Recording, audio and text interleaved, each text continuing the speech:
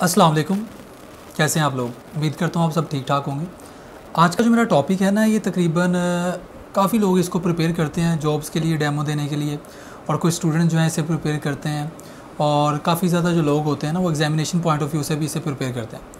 तो आज मैंने सोचा कि मैं आयोनाइजेशन एनर्जी पे एक कम्प्रीहेंसिव सा, एक कंप्लीट जो है ना वो एक डिटेल्ड लेक्चर बनाऊँ, ताकि जिसमें सारे के सारे क्वेश्चन, सारे के सारे जो कंसेप्ट्स हैं वो कलेक्टिवली जो है उसके अंदर आ जाएँ। तो आइए अपना जो टॉपिक है वो स्टार्ट करते हैं। जैसे कि आपको पता है कि जो आयोनाइजेशन एनर्जी है ये क्या होता है। वर्ड पे फोकस करें, आयोनाइजेशन एनर्जी मतलब ये कोई एनर्जी है जो किसी भी एटम को आयोनाइज करने के लिए चाहिए होती है। मेरे पास एक एटम है, आप यहाँ पे देख सकते होंगे, ये आपको एक एटम नज़र आ रहा है। अब इस एटम को मैंने आयोनाइज करना है तो मैं कैसे कर सकता हूँ, मतलब कि मेरे जो एटम है ये न्यूट्रल है, तो इसके ऊपर कोई ना कोई चार्ज आ जाए तो कैसे आएगा। तो सबसे आसान काम ये है कि मैं इसके अंदर से एक इलेक्ट्रॉन निकाल दूँ। अब जब मैं इसके अंदर से एक इलेक्ट्रॉन निकालूंगा तो मुझे डेफिनेटली कोई ना कोई एनर्जी चाहिए होगी, कोई ना कोई फोर्स चाहिए होगी जो इसके ऊपर मैं लगाऊंगा, एनर्जी प्रोवाइड करूंगा, तभी तो इलेक्ट्रॉन इजीली अपने एटम को छोड़ के निकलेगा। तो हम कह सकते हैं कि ionization energy is actually the minimum amount of energy to remove an electron from the outer most shell of an isolated gaseous atom. अब ये डेफिनेशन तो हमने याद कर ली। अब आपको थोड़ा सा ये भी आइडिया हो गया होगा अब ये हमें एनर्जी चाहिए क्यों होती है। अगर आप फोकस करें एटम के ऊपर तो एटम का स्ट्रक्चर आपको नज़र आ रहा होगा, जिसमें एक न्यूक्लियस है जिसके ऊपर पॉजिटिव चार्ज है, और एक इलेक्ट्रॉन है जो एक ही ऑर्बिट के अंदर मूव कर रहा है। अब मैंने इस इलेक्ट्रॉन को जो है वो इस एटम से रिमूव निकालना है, इजेक्ट करना है। तो क्या होगा कि मैं ये वाली जो इनके पीछे अट्रैक्शन है, कौन सी अट्रैक्शन, जो न्यूक्लियस और इलेक्ट्रॉन के बीच में जो इलेक्ट्रोस्टैटिक अट्रैक्शन है, आपको पता होगा, ये आपने पढ़ा होगा इलेक्ट्रोस्टैटिक अट्रैक्शन का कि F is equal to K Q1 Q2 over R square. ये Q1 जो है चार्ज ले लें इसके ऊपर, न्यूक्लियस के ऊपर, Q2 जो है चार्ज ले लें आप इलेक्ट्रॉन के ऊपर। तो इनके पीछे एक फोर्स है जो इनको बड़ा टाइटली बांध के रख रही है। अब मुझे उस फोर्स को ब्रेक करना है, उसको ब्रेक करूँगा तभी तो वो इलेक्ट्रॉन मूव होगा। तो उस फोर्स को ब्रेक करने के लिए मुझे एनर्जी की एक अमाउंट चाहिए। अब वो जो अमाउंट ऑफ एनर्जी है वो आयोनाइजेशन एनर्जी कहलाती है। आई होप आपको इसकी डेफिनेशन जो है वो थोड़ी सी क्लियर हो गई होगी। अच्छा, अब थोड़ा सा सवाल आगे ये है कि जो आयोनाइजेशन एनर्जी है इसको हम इक्वेशन में कैसे रिप्रेजेंट करते हैं। आयोनाइजेशन एनर्जी क्योंकि सिंपल एक एनर्जी है तो इसको हम डेल्टा एच से ही रिप्रेजेंट करते हैं। अब यहाँ पर आपको ऊपर नज़र आ रहा होगा कि डेल्टा एच जो है ये हमारे पास ऑलवेज पॉजिटिव रहता है फॉर आयोनाइजेशन एनर्जी। क्यों? क्योंकि आयोनाइजेशन एनर्जी करने के लिए हम एनर्जी प्रोवाइड कर रहे हैं। एटम जो है एनर्जी अब्जॉर्ब कर रहा है, एनर्जी एमिट तो नहीं कर रहा, क्योंकि अगर वो एनर्जी एमिट करेगा तब तो इसका जो साइन है वो नेगेटिव होगा। लेकिन हम इसके ऊपर एनर्जी लगा रहे हैं इसकी फोर्स को ब्रेक करने के लिए। कौन सी फोर्स को ब्रेक करने के लिए? Electrostatic force of attraction which is present between nucleus and the electron. तो हम उसको एनर्जी जो है वो दे रहे हैं, यानी कि एटम एनर्जी अब्जॉर्ब कर रहा है। तो इसलिए हम कह सकते हैं, ये बात याद रखने वाली है कि आयोनाइजेशन एनर्जी जो है ये हमेशा पॉजिटिव होती है। तो इसके ऊपर अगर आपसे कोई भी क्वेश्चन पूछे कि जो डेल्टा एच है फॉर आयोनाइजेशन एनर्जी ये पॉजिटिव होता है तो नेगेटिव होता है, तो आपने आंखें बंद करके कॉन्फिडेंस के साथ बता देना है कि ऑलवेज पॉजिटिव होता है। क्यों? क्योंकि ये हमेशा एंडोथर्मिक प्रोसेस होता है, हमने उसको एनर्जी प्रोवाइड करनी होती है। अब आयोनाइजेशन एनर्जी की छोटी सी एक सिंपल इक्वेशन आपके सामने नज़र आ रही होगी कि हमारे पास M कोई भी एलिमेंट है, उसके ऊपर हमने एनर्जी जो है प्रोवाइड की उसे, और उसका एक इलेक्ट्रॉन निकला तो वो आयन बन जाएगा। अब उसको आयन को अगर फर्दर हम उसके अंदर से एक इलेक्ट्रॉन और निकालते हैं तो उसके ऊपर 2 पॉजिटिव आ जाएगा। तो याद रखिए कि ये भी आयोनाइजेशन एनर्जी ही है। बेशक हमने पहले ही उसको कैटायनिक फॉर्म में लिया हुआ है, लेकिन उसको दोबारा उसके अंदर से एक इलेक्ट्रॉन इजेक्ट कर रहे हैं, तो ये भी हम आयोनाइजेशन एनर्जी। ये आयोनाइजेशन की टाइप्स हैं, first ionization energy, second ionization energy, third ionization energy. तो आगे चलते हैं थोड़ा सा। अगर आप आगे थोड़ा सा मूव करते हैं तो हम बात करते हैं इसके यूनिट्स की, कि आयोनाइजेशन एनर्जी जो है इसके यूनिट्स क्या होते हैं। तो जो आयोनाइजेशन एनर्जी है, क्योंकि ये एनर्जी है तो इसका सिंपल सा यूनिट है किलो जूल पर मोल। क्योंकि हम मोल के हवाले से बात करते हैं, हम कोई भी चीज़ लेते हैं ना, तो हम 1 मोल एटम लिया, 1 मोल जो है न्यूक्लियस, 1 मोल मॉलिक्यूल्स लिए, 1 मोल ये लिए, तो इसलिए हम इसको नॉर्मली किलो जूल पर मोल के हिसाब से लेते हैं। और इसको हम अगर एक एटम की बात करते हैं, एक इलेक्ट्रॉन की बात करते हैं, तो हम इसको इलेक्ट्रॉन वोल्ट पर एटम के नाम से भी मंसूब कर देते हैं। अगर मैं एक इलेक्ट्रॉन निकालता हूँ किसी भी एक एटम से तो मैं उसको इलेक्ट्रॉन वोल्ट पर एटम बोलूँगा। सही हो गया? तो इलेक्ट्रॉन वोल्ट को हम शिफ्ट कर सकते हैं किलो जूल पर मोल में, क्योंकि ये वाली जो किलो जूल पर मोल दूसरा यूनिट है ये ज़्यादातर लिटरेचर में हमें मिलता है as compare two electron volt पर एटम के बाद।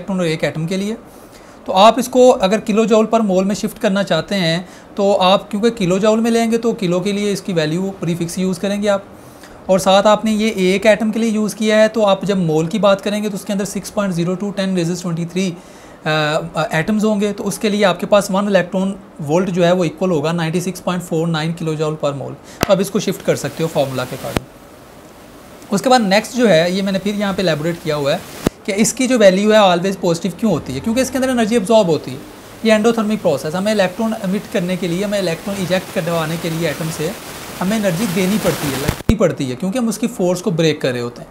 तो ये ऑलवेज जो है वो पॉजिटिव साइन होता है इसके लिए डेल्टा एच का, तो ये नेगेटिव कभी भी नहीं हो सकता। उसके बाद आगे चलते हैं, यूनिट्स के बारे में भी क्वेश्चन पूछा जा सकता है कि इसके यूनिट्स क्या होते हैं। तो आप इलेक्ट्रॉन वोल्ट पर एटम बता सकते हैं, किलो जूल पर मोल बता सकते हैं। उसके बाद आयनाइजेशन एनर्जी की काइंड्स हैं नॉर्मली, जो हमने पढ़ा हुआ है कि फर्स्ट आयनाइजेशन एनर्जी है, सेकंड आयनाइजेशन एनर्जी है, थर्ड आयनाइजेशन एनर्जी है। तो फर्स्ट आयनाइजेशन एनर्जी क्या होती है कि जब आप किसी भी गैसियस एटम से 1 इलेक्ट्रॉन को जो है वो आप रिमूव करवाते हो। जब आप 1 इलेक्ट्रॉन को रिमूव करते हो तो फर्स्ट इलेक्ट्रॉन जब निकलता है तो उसकी फर्स्ट आयनाइजेशन एनर्जी होती है। इसी तरह जब आप सेकंड इलेक्ट्रॉन को रिमूव करते हो, ऑलरेडी आपने उसके अंदर से पहला इलेक्ट्रॉन रिमूव करवाया होता है, तो आप उसके साथ ही उसका दूसरा इलेक्ट्रॉन भी रिमूव करवाते हो, तो आपकी जो अमाउंट ऑफ एनर्जी चाहिए होगी उसको निकालने के लिए वो सेकंड आयनाइजेशन एनर्जी होगी। इस तरह थर्ड आयनाइजेशन के लिए भी आपने जब 2 इलेक्ट्रॉन्स निकाल लिए, आप चाहते हो कि उसके अंदर से एक और इलेक्ट्रॉन निकाल लिया जाए। जब आप इसके अंदर से एक और इलेक्ट्रॉन निकालोगे, ऑलरेडी आपने 2 इलेक्ट्रॉन्स उसके अंदर से रिमूव किए हुए हैं, तो हम कह सकते हैं कि ये थर्ड आयनाइजेशन एनर्जी होगी। सही है। उसके बाद नोट करने वाली बात यह है कि फॉर एग्जांपल आपको मैं एक बहुत ही छोटी सी बात बताता हूँ कि जो थर्ड आयनाइजेशन एनर्जी है ये हमेशा सेकंड से ग्रेटर होती है, और जो सेकंड आयनाइजेशन एनर्जी है ये हमेशा फर्स्ट से ग्रेटर होती है। तो ये आपने ऑर्डर जो है ये फॉलो करना है, और ये ऑर्डर सिर्फ सेम एलिमेंट के लिए। सेम एलिमेंट फॉर एग्जांपल आप नाइट्रोजन के अंदर से पहला इलेक्ट्रॉन निकालते हैं, उसकी आयनाइजेशन फर्स्ट हो जाएगी। अब जब आपने पहला इलेक्ट्रॉन निकाल लिया, अब आप साथ ही दूसरा इलेक्ट्रॉन निकालेंगे तो जो सेकंड आयनाइजेशन एनर्जी है वो पहले से ज़्यादा होगी। इसकी मैं रीज़न भी बताता हूँ क्यों। क्योंकि जब आप पहला इलेक्ट्रॉन निकाल लेते हो ना, तो जब इलेक्ट्रॉन निकल जाता है तो जो न्यूक्लियर की ग्रिप है रिमेनिंग इलेक्ट्रॉन्स पे वो स्ट्रॉन्ग हो जाती है और साइज़ थोड़ा सा रिड्यूस हो जाता है। और जब साइज़ रिड्यूस हो जाता है तो आपको ज़्यादा फोर्स लगानी पड़ती है सेकंड इलेक्ट्रॉन निकालने के लिए। इस तरह जब आप सेकंड इलेक्ट्रॉन भी निकाल लेते हो सेम एलिमेंट के अंदर से, सेम एटम के अंदर से, और आप थर्ड निकालना होता है तो साइज़ उसका और रिड्यूस हो जाता है, जिसकी वजह से उसकी ट्रैक्शन और बढ़ जाती है न्यूक्लियस टू इलेक्ट्रॉन्स। तो आपको और भी ज़्यादा एनर्जी प्रोवाइड करनी पड़ती है बॉन्ड को ब्रेक करवाने के लिए। तो ये जो है ऑर्डर आपने हमेशा फॉलो करना है, ये कभी भी चेंज नहीं होगा कि फर्स्ट आयनाइजेशन एनर्जी जो है always smaller than second ionization energy, and second ionization energy जो है वो थर्ड से। अगर बोर्ड के पॉइंट ऑफ व्यू से देखा जाए तो ये क्वेश्चन मोस्टली आता भी है कि why the second ionization energy is always greater than first one. तो इसका आंसर यही है कि जब हम पहला इलेक्ट्रॉन मूव करते हैं तो उसका जो न्यूक्लियस होता है उसकी ग्रिप बाकी इलेक्ट्रॉन्स पे और भी ज़्यादा हो जाती है, जिसकी वजह से साइज़ ऑफ एटम रिड्यूस हो जाता है। और साइज़ के रिड्यूस होने से आप कह सकते हैं कि ग्रिप उसकी काफ़ी ज़्यादा स्ट्रॉन्ग हो जाती है, और इसलिए हमें ज़्यादा एनर्जी चाहिए होती है to remove the second electron. तो इस तरह के क्वेश्चन डेमो में भी पूछे जाते हैं, इंटरव्यू में भी पूछे जा सकते हैं, तो वो भी आपको पता होना चाहिए। उसके बाद नेक्स्ट जो है एक मैंने इसी के रिलेटेड एग्जांपल बनाई हुई है कि कैसे आपके पास एक नाइट्रोजन एटम है, आपने नाइट्रोजन एटम के अंदर से एक इलेक्ट्रॉन जब रिमूव करवाया तो N पॉजिटिव बन गया। तो इसके लिए जब हमें एनर्जी चाहिए थी वो फर्स्ट आयनाइजेशन एनर्जी थी। अब इसी के दौरान जो है आपने अब वो जो आपने आयन बनाया, कैटाइन बन गया, अब उस कैटाइन के अंदर से आपने एक इलेक्ट्रॉन और मूव करवाया। जब आपने उस कैटाइन के अंदर से एक इलेक्ट्रॉन और मूव करवाएंगे तो N2 पॉजिटिव बन जाएगा और ये सेकंड आयनाइजेशन एनर्जी होगी। अब यहाँ पे ज़रा फोकस करें कि ये जो N था ये न्यूट्रल था, और न्यूट्रल जब होता है तो उतना ज़्यादा होल्ड नहीं था न्यूक्लियस का इलेक्ट्रॉन्स के ऊपर, आपने थोड़ी सी अमाउंट ऑफ एनर्जी लगा के उसका एक इलेक्ट्रॉन रिमूव कर दिया और ये बन गया। जब उसके ऊपर पॉजिटिव चार्ज आ जाएगा, पॉजिटिव चार्ज आ गया, अब इसका मतलब ये है कि जो साइज़ उसका रिड्यूस हो गया, इलेक्ट्रॉन आपने उसके अंदर से रिमूव कर दिया, इलेक्ट्रॉन रिमूव हो जाएगा तो जो न्यूक्लियस है उसकी ग्रिप बढ़ गई बाकी इलेक्ट्रॉन्स पे, जिसकी वजह से साइज़ इसका N पॉजिटिव का साइज़ जो है वो Na से थोड़ा सा स्मॉल है। और जब आप साइज़ स्मॉल है, आपने पढ़ा भी हुआ कि कैटाइन का साइज़ जो होता है वो हमेशा स्मॉल होता है as compare to its parent atom. जब उसका साइज़ स्मॉल है तो आपको ज़्यादा एनर्जी अब लगानी पड़ेगी उसका एक और इलेक्ट्रॉन निकालने के लिए। तो ये वो प्रूव हो जाता है कि सेकंड आयनाइजेशन एनर्जी जो होती है हमेशा फर्स्ट से ज़्यादा होती है, और जो थर्ड होती है वो सेकंड से ज़्यादा होती है। उसके बाद आगे चलते हैं। यूनिट्स भी हो गए, एग्जाम्पल्स भी हो गई। अब बात करते हैं हम फैक्टर्स की कि वो कौन कौन से फैक्टर्स हैं जो आयोनाइजेशन एनर्जी पे इम्पैक्ट करते हैं। सबसे पहला आपको पता है कि एटॉमिक साइज़। अब मैं यहाँ पे एलैबोरेट भी करूँगा एग्जांपल के साथ। एटॉमिक साइज़ वाइज देखा जाए तो आपको पता है कि किसी भी चीज़ का जितना बड़ा साइज़ हो उसका होल्ड उसके ऊपर कम हो जाता है। मैं यहाँ पे बैठा हूँ तो मेरे सामने आप कह रहे हैं कि वहाँ पे मेरा मोबाइल फ़ोन पड़ा हुआ है 5 फीट के फासले पे, तो किसी चोर के लिए ज़्यादा आसान नहीं है एज़ कम्पेयर टू मेरे सामने मेरे टेबल पे ही मेरा फ़ोन पड़ा हुआ है, तो उसके लिए कहाँ से उठाना आसान है और वो ज़्यादा दूर से। तो अगर एटम का साइज़ जितना ज़्यादा बड़ा होगा उतना इलेक्ट्रॉन्स का स्प्रेड ज़्यादा होगा, उतना जो होल्ड है न्यूक्लियस का इलेक्ट्रॉन्स के ऊपर कम हो जाएगा। और जब न्यूक्लियस का होल्ड उन इलेक्ट्रॉन्स पे कम हो जाएगा तो हम थोड़ी सी अमाउंट लगाएंगे, थोड़ी सी आयोनाइजेशन एनर्जी लगेगी और इलेक्ट्रॉन जो है वो एमिट हो जाएगा एज़ कम्पेयर टू उस एटम के कि जिसका साइज़ स्मॉल है। इसके अंदर आप देख रहे होंगे कि न्यूक्लियस की ग्रिप जो है वो इलेक्ट्रॉन पे ज़्यादा होगी क्योंकि साइज़ छोटा है, पास है ज़्यादा उसके, और उसकी अट्रैक्शन भी ज़्यादा होगी, तो हमें वो इलेक्ट्रॉन निकालने के लिए अब ज़्यादा एनर्जी लगानी पड़ेगी। तो आप कह सकते हैं एटॉमिक साइज़ जो होता है अगर ये ज़्यादा हो तो आयोनाइजेशन एनर्जी कम होगी, अगर एटॉमिक साइज़ कम है तो आयोनाइजेशन एनर्जी ज़्यादा होगी, मतलब ये इन्वर्सली रिलेटेड है। उसके बाद बात करते हैं second factor which is nuclear charge. तो अगर न्यूक्लियर चार्ज की बात की जाए तो आपके सामने है न्यूक्लियर चार्ज। पहले आपको पता होना चाहिए कि होता क्या है। ये न्यूक्लियस के ऊपर जो चार्ज होता है जस्ट बिकॉज ऑफ प्रोटॉन्स, इसको हम न्यूक्लियर चार्ज कहते हैं। जितने ज़्यादा प्रोटॉन्स होंगे उतना न्यूक्लियर चार्ज ज़्यादा। तो अब आप दो एटम्स जो हैं वो उनको कंपेयर कर लें, एक वो जिसके अंदर 2 प्रोटॉन्स हैं, एक वो जिसके अंदर 10 प्रोटॉन्स हैं। तो जिसका न्यूक्लियर चार्ज ज़्यादा होगा, जब हम पीरियोडिक टेबल में लेफ्ट टू राइट मूव करते हैं तो न्यूक्लियर चार्ज बढ़ता है। जब न्यूक्लियर चार्ज बढ़ता है तो उसकी वजह से grip of nucleus on the electrons वो भी स्ट्रॉन्ग होती है, जिसकी वजह से साइज़ भी एटॉमिक साइज़ भी रिड्यूस होता है। तो जितना ज़्यादा न्यूक्लियर चार्ज होगा उतना एटम का साइज़ छोटा होगा, और जितना एटम का साइज़ छोटा होगा उतना ही हमें ज़्यादा फोर्स ऑफ एनर्जी लगानी पड़ेगी, ज़्यादा आयोनाइजेशन एनर्जी चाहिए होगी उस इलेक्ट्रॉन को मिट करने के लिए। तो आप कह सकते हैं कि न्यूक्लियर चार्ज ज़्यादा, आयोनाइजेशन एनर्जी ज़्यादा, न्यूक्लियर चार्ज कम, आयोनाइजेशन एनर्जी कम। तो ये आपस में डायरेक्टली रिलेटेड है। उसके बाद एक और हमारे पास फैक्टर है नेचर ऑफ द ऑर्बिटल्स। अब जब आप ऑर्बिटल्स को देखते हैं तो ऑर्बिटल्स हमारे पास एस होता है, पी होता है, डी होता है, एफ होता है। तो इन ऑर्बिटल्स के हवाले से भी हम कह सकते हैं कि आयोनाइजेशन एनर्जी जो है वेरी करती है। अगर आप एस ऑर्बिटल से इलेक्ट्रॉन मूव करवाएंगे, मतलब सबसे आउटरमोस्ट जो ऑर्बिटल है वो एस है, पी डी एफ नहीं है, और एक आपके पास ऐसा एटम है जिसके पास पी ऑर्बिटल है, एक आपके पास ऐसा एटम है जिसके अंदर आप 3 एटम्स को कंपेयर करें। एक वो एटम जिसके पास सिर्फ एस है यानी कि आप हाइड्रोजन ले लें, एक वो एटम जिसके पास पी भी है यानी कि आप सोडियम ले लें, और एक वो एटम है जिसके पास डी भी है, आप सीजियम ले लें। तो अब आपने इन तीनों के अंदर से इलेक्ट्रॉन मूव करना, तो सबसे ज़्यादा मुश्किल से किसके अंदर से मूव होगा? डेफिनेटली जिसके एस के, क्योंकि एस जो है वो न्यूक्लियस के सबसे ज़्यादा पास है। तो एक तो एटॉमिक साइज़ वाइज भी हो गया, और दूसरा जो है हम जानते हैं कि एस जो है इसकी शेप स्फेरिकल होती है, और ये तकरीबन इसके जो इलेक्ट्रॉन्स होते हैं वो न्यूक्लियस के साथ बड़ी टाइटली पैक्ड होते हैं। स्फेरिकल शेप की वजह से इसकी डेंसिटी वो न्यूक्लियस के इर्द गिर्द जो है वो टाइट होती है। अगर पी की बात की जाए तो ये आपको पता है डम्बल लाइक होता है, ये अप्स एंड डाउन्स होता है, अप एंड डाउन की फॉर्मेशन में होता है, और इसका जो स्प्रेड है इलेक्ट्रॉन्स का वो ज़्यादा होता है। जब जितना इलेक्ट्रॉन्स का स्प्रेड न्यूक्लियस के इर्द गिर्द ज़्यादा होगा उतना ईजी होगा हमारे लिए इलेक्ट्रॉन को रिमूव करना। और थर्ड आपको पता है कि जो डी है ये टेट्राफोल्ड होता है, तो इसमें स्प्रेड और भी बढ़ जाता है, तो इसके अंदर से इलेक्ट्रॉन निकालना और भी ईजी हो जाता है। और लास्ट पे एफ ऑर्बिटल, उसका आपको पता है कि उसके अंदर और भी ज़्यादा ऑक्टा आप कह सकते हैं, ऑक्टा फोल्ड्स आते हैं, तो उसके अंदर से स्प्रेड और भी बढ़ जाता है, उसके अंदर से इलेक्ट्रॉन निकालना और भी ईजी होता है। जितना ज़्यादा इलेक्ट्रॉन का स्प्रेड ज़्यादा होगा न्यूक्लियस के इर्द गिर्द, दूर दूर होंगे इलेक्ट्रॉन्स, उतना निकालना ईजी हो जाएगा। तो सबसे ज़्यादा मुश्किल एस से, फिर उसके बाद पी, फिर उसके बाद डी, फिर उसके बाद एफ। उसके बाद बात करते हैं इलेक्ट्रॉनिक कन्फिगरेशन की। इलेक्ट्रॉनिक कन्फिगरेशन भी बड़ी मैटर करती है। आपके पास एटम्स हैं, उनकी कन्फिगरेशन को आप फोकस करें कि लास्ट जो ऑर्बिटल है उसकी कन्फिगरेशन कैसी है।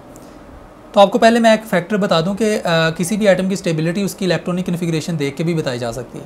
अगर तो कोई भी एटम आपके सामने है और उसका जो लास्ट सब शेल है उसके अंदर इलेक्ट्रॉनिक कन्फिगरेशन जो है वो ऑर्बिटल जो है वो हाफ फिल्ड है या फुल फिल्ड है, हाफ फिल्ड है या फुल फिल्ड है, तो वो बहुत ही ज़्यादा स्टेबल होगा।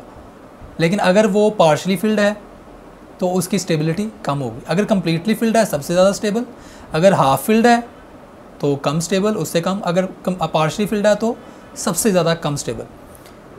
अब मैं बात करता हूँ यहाँ पे अगर पी ऑर्बिटल, अगर आप कोई एलिमेंट लेते हैं जिसका सबसे बाहर वाला शेल पी ऑर्बिटल है और उसके अंदर 6 इलेक्ट्रॉन्स हैं, पी में होते भी मैक्सिमम 6 हैं, तो सबसे ज़्यादा स्टेबल होगा। उसके अंदर से इलेक्ट्रॉन निकालना बहुत मुश्किल होगा, आयोनाइजेशन एनर्जी बहुत ज़्यादा चाहिए होगी। अब आपके पास एक ऐसा एटम है जिसका आउटरमोस्ट शेल पी ही है, ऑर्बिटल जो है वो पी ही है, लेकिन उसके अंदर 4 इलेक्ट्रॉन्स हैं या 2 इलेक्ट्रॉन्स हैं, मतलब वो पार्शली फिल्ड है, तो इतना ज़्यादा स्टेबल नहीं होगा, उसके अंदर से इलेक्ट्रॉन निकालना ईजी है। लेकिन अगर वो हाफ फिल्ड है यानी कि उसके अंदर पी में टोटल 6 होते हैं, उसके अंदर 3 हैं, 3 इलेक्ट्रॉन्स है, हाफ फील्ड है, तो उसकी स्टेबिलिटी भी बहुत ज़्यादा होगी, उसके लिए भी इलेक्ट्रॉन निकालना उसके अंदर से बहुत ज़्यादा मुश्किल होगा और हमें बहुत ज़्यादा हाई अमाउंट ऑफ एनर्जी चाहिए होगी टू मूव दैट इलेक्ट्रॉन। तो ये मैंने यहाँ पे मेंशन किया, हाफ फील्ड और फुल फील्ड जो है वो स्टेबल होता है। उसके बाद लास्ट पे आता है शील्डिंग इफेक्ट। शील्डिंग इफेक्ट क्या होता है, आपको पता है कि जब भी कोई न्यूक्लियस है उसके अंदर एक से ज़्यादा शेल्स हैं, तो सबसे जो आउटर मोस्ट शेल के जो इलेक्ट्रॉन्स हैं उनकी जो ग्रिप होती है, उनके ऊपर जो ग्रिप है न्यूक्लियस की, वो इनर शेल जो बीच में आ रहे हैं शेल्स, उसकी वजह से वीक हो जाती है। यानी कि बीच वाले जो शेल्स हैं वो सबसे आउटर मोस्ट शेल के इलेक्ट्रॉन को शील्ड कर रहे हैं न्यूक्लियस से। इसकी वजह से इलेक्ट्रॉन का जो एटम का साइज़ है वो इंक्रीज़ कर जाता है। जब एटम का साइज़ ज़्यादा हो जाएगा, स्प्रेड ज़्यादा हो जाएगा, तो स्प्रेड होने की वजह से क्या होता है कि उसके अंदर से इलेक्ट्रॉन निकालना ईजी हो जाता है। तो ये भी इन्वर्सली रिलेटेड है। तो ये फैक्टर्स है, ये 5 फैक्टर्स आपने याद कर लेने। कंसेप्चुअल बताए हैं, कुछ भी क्वेश्चन आ जाए किसी भी बारे में तो आप बता सकते हैं। उसके बाद नेक्स्ट इसका ट्रेंड की बात करते हैं कि what is the trend of ionization energy. तो ये भी बहुत मज़े का है। ट्रेंड आपने जो है ना वो जनरल आपको पता ही है कि जब हम लेफ्ट टू राइट जाते हैं तो न्यूक्लियर चार्ज बढ़ता है। जब न्यूक्लियर चार्ज बढ़ता है long the period left to right जाते हुए तो एटम का साइज़ रिड्यूस होता है। जब एटम का साइज़ रिड्यूस होता है तो attraction between the nucleus and the outermost shell electrons वो बढ़ जाती है। तो हमें ज़्यादा फोर्स चाहिए होता है, ज़्यादा एनर्जी चाहिए होती है उसको जो है ना निकालने के लिए। तो आयनाइजेशन एनर्जी जो है वो लेफ्ट टू राइट जाते हुए बढ़ती है। क्यों? क्योंकि न्यूक्लियर चार्ज बढ़ता है, इंक्रीज़ करती है। तो ये हमारे पास जनरल सा है। लेकिन आपने एक बात याद रखनी है, मैं नोट में यहाँ पे मेंशन किया हुआ है कि सारे के सारे फैक्टर जो हैं अपने फोकस करने हैं। ये नहीं कि एक ही फैक्टर न्यूक्लियर चार्ज का या एटॉमिक साइज़ का देख के आप उसका जो है वो ट्रेंड एलैबोरेट कर दें। तो आपने क्या करना है, आपने बाकी फैक्टर्स जो हैं इलेक्ट्रॉनिक कन्फिग्रेशन की स्टेबिलिटी के हवाले से, कौन सा ऑर्बिटल के अंदर से आप इलेक्ट्रॉन निकाल लें, उसकी नेचर कैसी है, ये सारे के सारे जो हैं अपने फैक्टर्स फोकस करने हैं। उसके बाद आप बता सकते हैं कि हाँ जी भाई लेफ़्ट टू राइट जाते हुए इसकी बढ़ती है, इसकी कम होती है। क्योंकि कुछ एलिमेंट्स ऐसे आएंगे जो लेफ़्ट टू राइट पहले आ रहे हैं लेकिन उनकी आयनाइजेशन एनर्जी जो है वो बाद में आने वाले से ज़्यादा है। तो आप कह सकते हैं जब हम पीरियोडिक टेबल में मूव करते हैं लेफ़्ट टू राइट तो सबसे ज़्यादा लेफ़्ट कॉर्नर पे, राइट कॉर्नर पे जो आता है एलिमेंट उसकी आयनाइजेशन एनर्जी सबसे ज़्यादा, क्योंकि वो नोबल गैस है, वो हीलियम है, तो हीलियम की आयनाइजेशन एनर्जी सबसे ज़्यादा होगी। अब आते हैं, हम बात करते हैं अलॉन्ग द ग्रुप। जब हम ग्रुप की तरफ मूव करते हैं तो आपको पता है कि ऊपर से नीचे की तरफ जाते हुए एटॉमिक साइज़ बढ़ता है। एटॉमिक साइज़ बढ़ता है तो जो स्प्रेड है इलेक्ट्रॉन्स का न्यूक्लियस के इर्द गिर्द वो भी बढ़ता है। जब इलेक्ट्रॉन्स ज़्यादा दूर होंगे तो हमारे पास थोड़ी सी अमाउंट ही हमें एनर्जी की चाहिए होगी इलेक्ट्रॉन को रिलीज़ करने के लिए। तो अब कह सकते हैं आयनाइजेशन एनर्जी डिक्रीज़ करती है when we move from top to bottom in along the group. तो एटॉमिक साइज़ बढ़ता है इसलिए आयनाइजेशन एनर्जी कम होती है। अब इस बात को थोड़ा सा फोकस करते हैं, कंसेप्ट को और ज़्यादा पक्का करते हैं। अब मैं यहाँ पे 2 पीरियड्स लूँगा, उन पीरियड्स के हवाले से मैं बात करूँगा। पीरियड नंबर 1 के अंदर आपको पता है कि 2 ही एलिमेंट्स पाए जाते हैं, हाइड्रोजन पाया जाता है और हीलियम पाया जाता है। तो हाइड्रोजन की आयनाइजेशन एनर्जी जो है वो कम होती है एज़ कम्पेयर टू हीलियम की। क्यों? पहली वजह तो ये है कि हीलियम के ऊपर न्यूक्लियर चार्ज ज़्यादा है। हाइड्रोजन के अंदर 1 प्रोटॉन है, हीलियम के अंदर 2 है, न्यूक्लियर चार्ज ज़्यादा है। एक फैक्टर ये, मैं फैक्टर वाइज बात कर रहा हूँ। दूसरा फैक्टर भी आप यहाँ पे लागू करते हैं कि हाइड्रोजन जो है वो हाफ फील्ड है, इसमें 1 इलेक्ट्रॉन है इसमें, और जो हीलियम है वो फुली फील्ड है, उसमें 2 इलेक्ट्रॉन्स आ रहे हैं। तो फुल फील्ड की स्टेबिलिटी ज़्यादा होती है, इसलिए भी आप कह सकते हैं दूसरा फैक्टर। तो कन्फिग्रेशन वाइज भी हो सकता है और दूसरा जो है आपने न्यूक्लियर चार्ज वाइज भी बता दिया, और साइज़ वाइज भी आप बता सकते हैं। साइज़ भी हीलियम का जो आप कह सकते हैं कि हाइड्रोजन के हवाले से जो आप कह सकते हैं शॉर्ट होता है। उसके बाद थोड़ा सा आगे चलते हैं, पीरियड नंबर 2। इसमें आप देखेंगे कि थोड़ी सी चेंजेस आएंगी। जब हम लेफ़्ट टू राइट मूव करते हैं हम बड़ा अच्छी तरह जानते हैं कि लेफ़्ट टू राइट लिथियम पहले आता है, फिर बेरिलियम, फिर बोरोन, फिर कार्बन, नाइट्रोजन, ऑक्सीजन, फ्लोरीन और नियॉन। तो हमें पता है कि नियॉन तो नोबल गैस है ना, तो उसकी तो कन्फिग्रेशन सबसे ज़्यादा स्टेबल है, उसकी जो आयनाइजेशन एनर्जी सबसे ज़्यादा होगी, कोई भी उसमें मसला नहीं है, लेफ़्ट टू राइट जाते हुए बढ़ रही है। लेकिन जब आप डीपली फोकस करेंगे फैक्टर्स पे तो आपको पता चलेगा ऑर्डर थोड़ा सा डिस्पर्स हो जाएगा। नाइट्रोजन की जो है वो ऑक्सीजन से ज़्यादा हो जाएगी और इस तरह जो है बेरिलियम उसकी बोरोन से ज़्यादा हो जाएगी। तो ये कैसे होता है? अब देख रहे हैं कि लिथियम के अंदर 3 इलेक्ट्रॉन्स हैं, बेरिलियम के अंदर 4 हैं, बोरोन 5, कार्बन 6, नाइट्रोजन 7, ही मैंने इलेक्ट्रॉन्स लिखे हुए हैं। जब आप इनकी कन्फिग्रेशन देखते हैं तो लिथियम को जो है वो हाफ फील्ड है, बेरिलियम जो है वो उसका जो 2 है वो फुल फील्ड है, और जो बोरोन है आप देखें कि उसके अंदर जो है पार्शली फील्ड है। तो बोरोन की निस्बत इलेक्ट्रॉनिक कन्फिग्रेशन वाइज देखा जाए तो बेरिलियम जो है वो ज़्यादा स्टेबल है, इसके अंदर से इलेक्ट्रॉन निकालना ज़्यादा मुश्किल है, क्योंकि ये पी जो है ये पार्शली फील्ड है तो इतना ज़्यादा स्टेबल नहीं है, इसके अंदर से इलेक्ट्रॉन निकालना आसान है एज़ कम्पेयर टू बेरिलियम। तो देखें अब ये ऑर्डर जो है ये इसकी जगह ले लेगा, इसकी आयनाइजेशन एनर्जी जो है वो बोरोन से ज़्यादा हो जाएगी। तो ऑर्डर में आप देखेंगे बेरिलियम की आयनाइजेशन एनर्जी बोरोन से ज़्यादा है। वैसे तो ऑर्डर इधर को चलता है, लेकिन जब आप फोकस करते हैं डीपली तो आपके सामने चेंज हो जाएगा। इस तरह आप फर्दर चलें कार्बन के पास, तो कार्बन के पास पार्शली फील्ड 2p ऑर्बिटल है, और नाइट्रोजन के पास अगर आप देखें तो 2p के अंदर 3 है, मतलब हाफ फील्ड है। 2p अंदर 3 है और हाफ फील्ड ज़्यादा स्टेबल होता है। और आगे ऑक्सीजन देखें तो इसके अंदर भी आप 2p देखें पार्शली फील्ड है, तो पार्शली फील्ड की निस्बत जो हाफ फील्ड होता है वो ज़्यादा स्टेबल होता है। तो नाइट्रोजन की कार्बन से भी ज़्यादा है आयनाइजेशन एनर्जी और ऑक्सीजन से भी ज़्यादा है, नाइट्रोजन की ऑक्सीजन से भी ज़्यादा हो गई। तो जैसा कि मैंने बता दिया कि अब ये नाइट्रोजन जो है वो ऑक्सीजन से भी ज़्यादा होगा, कार्बन से भी ज़्यादा हो गया। इसकी वजह क्या है? इसकी वजह मैंने आपको बता दी है कि इसकी कन्फिग्रेशन जो है वो ज़्यादा स्टेबल है एज़ कम्पेयर टू ऑक्सीजन और कार्बन। और बाकी जो है उसके बाद बेरिलियम आएगा, ये भी मैंने आपको बताया। और फ्लोरीन जो है, अगर यहाँ पे सवाल आता है कि सर फ्लोरीन भी तो पार्शली फील्ड है, नाइट्रोजन जो है हाफ फील्ड है, फ्लोरीन पार्शली फील्ड है, तो फ्लोरीन की फिर ज़्यादा क्यों है? तो भाई यहाँ पे साइज़ का फैक्टर आ जाएगा। फ्लोरीन का साइज़ जो है वो स्मॉल होता है, कंडेंस होता है, जिसकी वजह से और इसका जो है न्यूक्लियर चार्ज भी ज़्यादा होता है। इस वजह से आप कह सकते हैं कि फ्लोरीन जो है उसकी इलेक्ट्रॉन एक्टिविटी भी ज़्यादा है और फ्लोरीन जो है उसकी आयनाइजेशन एनर्जी ज़्यादा है just because of nuclear charge and size. और नियॉन तो वैसे ही नोबल गैस है, वो तो फुली फील्ड है। जब फुली फील्ड ऑर्बिटल हो तो उसकी आयनाइजेशन एनर्जी सबसे ज़्यादा होती है, सबसे ज़्यादा स्टेबल होता है। उसके बाद आगे चलते हैं नेक्स्ट। इस तरह के क्वेश्चन भी आ सकते हैं, वो कंपैरिजन पूछ सकता है कि कंपेयर कर दें भाई हमें ऑक्सीजन और नाइट्रोजन, कोई भी एलिमेंट दे सकता है, लेकिन मैंने यहाँ पे क्योंकि ऑक्सीजन और नाइट्रोजन की बात कर रहा था इसी वाले से मैंने यही एग्जांपल ले लिया। तो आप अगर बात करते हैं ऑक्सीजन की और नाइट्रोजन की, तो आपके सामने है वो कहता है कि ऑक्सीजन और नाइट्रोजन की फर्स्ट एंड सेकंड जो है आयनाइजेशन एनर्जी जो है कंपेयर करें। तो ऑक्सीजन की जो फर्स्ट आयनाइजेशन एनर्जी है वो आप देख लें, वो नाइट्रोजन के हवाले से कम है। क्यों कम है? फोकस करना है। ऑक्सीजन की जो फर्स्ट आयनाइजेशन एनर्जी है वो नाइट्रोजन के हवाले से कम है। क्यों? क्योंकि ऑक्सीजन की जो इलेक्ट्रॉनिक कन्फिग्रेशन है न्यूट्रल एटम के अंदर, वो देखें वो पार्शली फील्ड है, लेकिन नाइट्रोजन के अंदर वो क्या है? Half field. इसके अंदर ये देखें पी ऑर्बिटल जो है हाफ फील्ड है और हाफ फील्ड ज़्यादा स्टेबल होता है as compare to partial field के। तो इसलिए हमें हाफ फील्ड की जो है कन्फिग्रेशन को डिस्टोर्ट करने के लिए, ब्रेक करने के लिए ज़्यादा अमाउंट ऑफ एनर्जी चाहिए होगी उसके अंदर से इलेक्ट्रॉन को रिमूव करने के लिए। तो फर्स्ट आयनाइजेशन एनर्जी जो है वो नाइट्रोजन की ज़्यादा है एज़ कम्पेयर टू ऑक्सीजन। लेकिन अब फोकस करते हैं नेक्स्ट। जब हमारे पास ऑक्सीजन के अंदर से एक इलेक्ट्रॉन निकल गया तो उसकी कन्फिग्रेशन जो है वो पी के अंदर 3 इलेक्ट्रॉन्स है, वो हाफ फील्ड होगी, वो ज़्यादा स्टेबल होगी। लेकिन नाइट्रोजन की देखें वो पार्शियल फील्ड हो गई। तो नाइट्रोजन की जो है वो कन्फिग्रेशन जो है वो इतनी ज़्यादा स्टेबल नहीं है कैटाइनिक फॉर्म में as compare to cationic form of oxygen. तो अब सेकंड आयनाइजेशन एनर्जी जो है वो इसकी ज़्यादा होगी, क्योंकि अब हमने ये वाली इसकी मोस्ट स्टेबल फॉर्म जो है इसको ब्रेक करना है। लेकिन इसके अंदर इसकी सेकंड आयनाइजेशन एनर्जी जो है वो कम है इस हवाले से, ऑक्सीजन के हवाले से। इससे तो डेफिनेटली ज़्यादा ही होगी, ये तो आपको मैंने बताया, इससे तो डेफिनेटली ज़्यादा ही होगी। एक एटम का कंपेयर करते हैं तो इसकी सेकंड आयनाइजेशन एनर्जी इससे ज़्यादा ही है, इसकी सेकंड आयनाइजेशन एनर्जी इससे ज़्यादा ही है। मैं इन दोनों को आपस में कंपेयर कर रहा हूँ।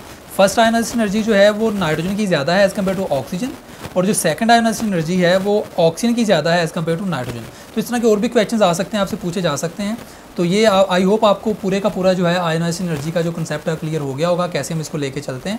और इसके अलावा और भी बहुत सारे फैक्टर्स आते हैं। ये आप अगर जनरल बात करें ना ट्रेंड वाइज, तो फिर आपके लिए आसान, आप कहते हैं कि लेफ्ट टू राइट बढ़ता है न्यूक्लियर चार्ज, जिसकी वजह से आयनाइजेशन एनर्जी बढ़ती है, टॉप टू बॉटम डिक्रीज़ करती है।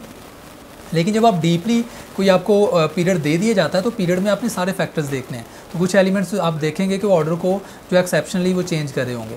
तो ये हमारा जो टॉपिक था आयनाइजेशन एनर्जी के हवाले से, आई होप आपको अंडरस्टैंड हो गया होगा। Thank you so much for watching my video. अल्लाह हाफिज़।